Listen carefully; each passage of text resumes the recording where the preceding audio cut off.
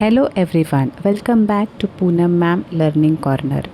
या ठिकाणी आपण 84चा स्क्वेअर काढणार आहोत शॉर्ट ट्रिकचा यूज करून. इथे आहे 8, तर आपण इथे 8चा स्क्वेअर करूया.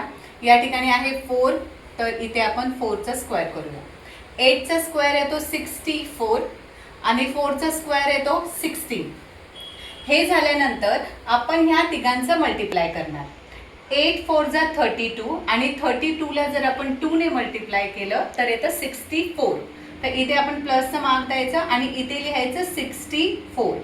आता ह्याचं ॲड करायचं.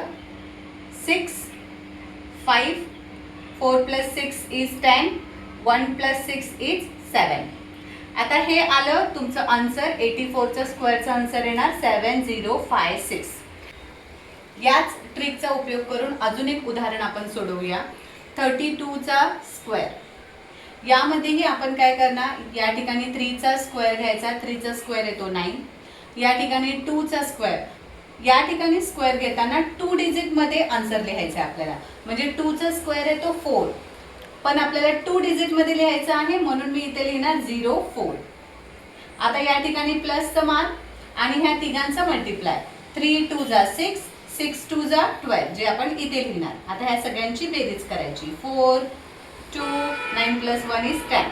म्हणजे ह्याचा आन्सर तुमचं येणार आहे 1024.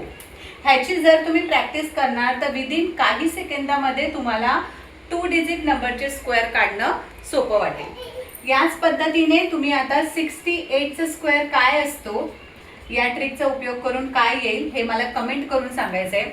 आणि ह्याचं स्क्वेअर काढण्यासाठी तुम्हाला किती वेळ लागला हेही मला कमेंटमध्ये मेन्शन करायचं आहे.